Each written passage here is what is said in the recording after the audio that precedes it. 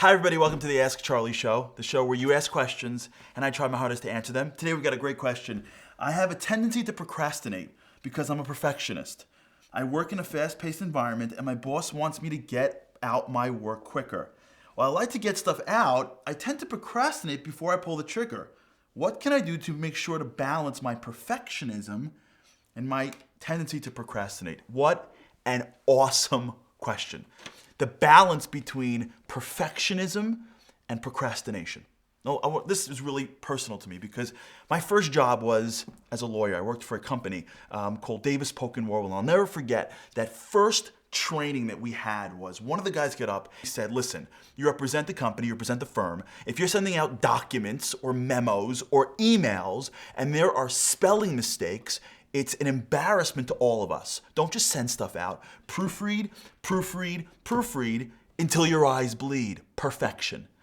And I'll never forget that feeling that I had before I sent out that first email. I mean, the first time I had to send out an email to like a partner, forget about it. I read the email like 30 times because I knew that if there was one spelling mistake in that email, that partner would be like, really? Harari? Like, who is this guy? And that mentality has stuck with me for so long. The idea of perfection, of not letting anything out of your sight until it's perfect. Now, there are places for that, but they're few and far between, and I gotta tell you something, that way of thinking, in my personal opinion, has no business in the world of entrepreneurship, and I don't think it's gonna be around for that much longer. If you're living a life where every time you send something out, it's perfect, you're not pulling the trigger quick enough. You know, to quote Reid Hoffman, LinkedIn founder, if you're not embarrassed by the first version of your product, you've launched it too late, right?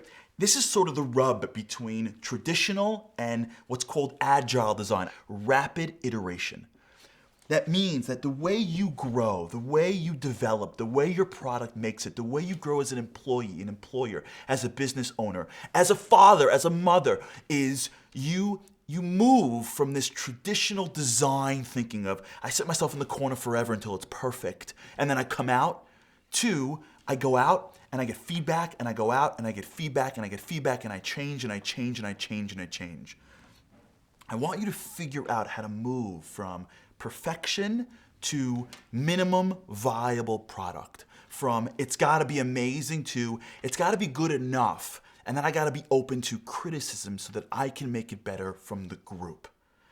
This, I think, is the most important distinction that perfectionists need to understand. Perfectionists, many times, are protecting themselves. They wanna feel like their product is as good as it can be. Who wants to miss a shot?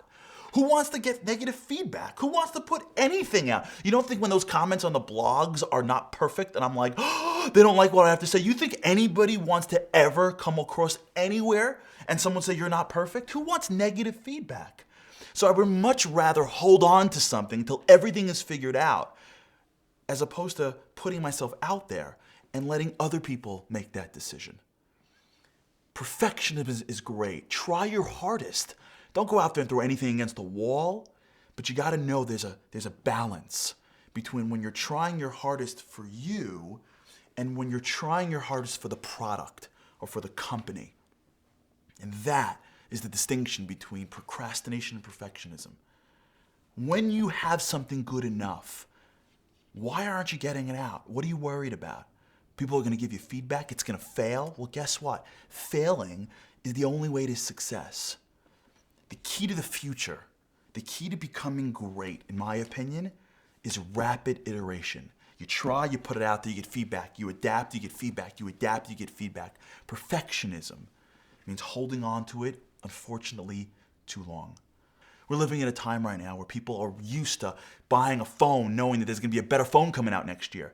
We're living in a time where people are used to downloading an app knowing there's going to be updates in a couple of months. Push yourself as far as you can. But don't hold on to your work before the market could see it, whether that's your boss or your family or the market in general. And then you'll really get as close as you can to true perfection.